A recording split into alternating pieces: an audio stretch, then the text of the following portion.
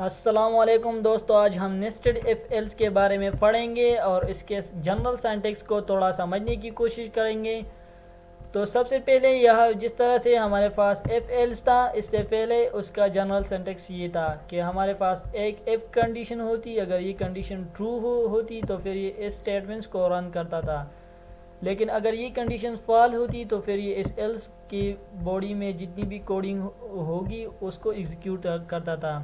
لیکن یہاں پہ ہمارے پاس ایف اور ایلز دونوں کی باڈی میں ہمارے پاس ایف اور ایلز دونوں کی باڈی میں ہمارے پاس ایف اور ایلز دوبارہ آیا ہے، اس لیے اس کو نیسٹڈ ایف ایلز کہتے ہیں۔ نیسٹڈ یہاں پہ یہ ایف اور ایلز جو ہے ایف کی باڈی میں بھی نیسٹ ہو چکے اور یہاں پہ ایس کی باڈی میں بھی ایف اور ایلز نیسٹ ہے، تو اس کو اس لیے نیسٹڈ ایف ایلز کہتے ہیں۔ سب سے پہلے ہم اس کو تھوڑا سمجھنے کی کوشش کرتے ہیں۔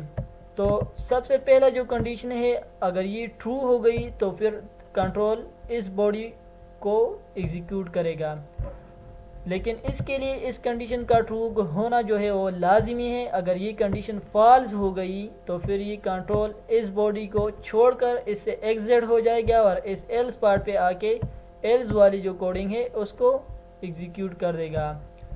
لیکن یہاں پہ سب سے پہلے ہم اس باڈی کے بارے میں تھوڑا پڑھتے ہیں۔ اگر یہ کنڈیشن ٹرو ہو گئی تو کنٹرول یہاں پہ آ کے اس کنڈیشن کو چیک کرے گا، اگر یہ کنڈیشن بھی ٹرو ہو گئی تو اس سٹیٹمنٹس کو رن کر دے گا اور کنٹرول پروگرام سے ایگزٹ ہو جائے گا۔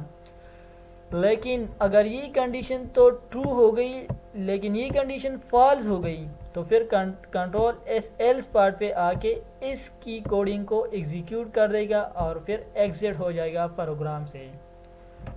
اور یہ تبھی ہوگا جب یہ دونوں کنڈیشن تبھی چیک ہوگی جب یہ کنڈیشن ٹرو ہوگا۔ اگر یہ کنڈیشن ٹرو نہیں ہوئی تو پھر کنٹرول ڈائریکٹلی اس ایلس پارٹ پہ آ کے اس کوڈنگ کو چیک کرے گا۔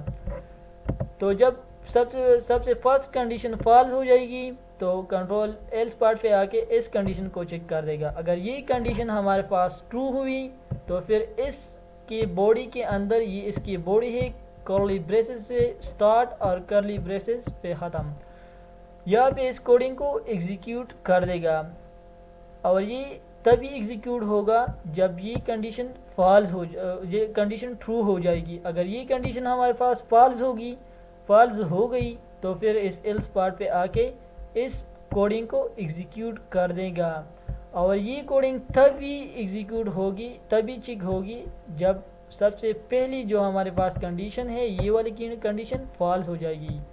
تو اس طرح سے یہ ورک کرتا ہے۔ آنے والے لیکچر میں اس پہ ایک پروگرام لکھوں گا جس میں 3 ویریبلز لوں گا اور ان تینوں کو ایک دوسرے کے ساتھ کمپیئر کر کے ان میں سے گریٹر نمبر ان تینوں ویریبلز میں سے میں گریٹر نمبر جو ہے وہ فائنڈ کروں گا۔ تو یہ تھا آج کا lecture. Thank you for the watching. Don't forget to subscribe my channel. اللہ حافظ۔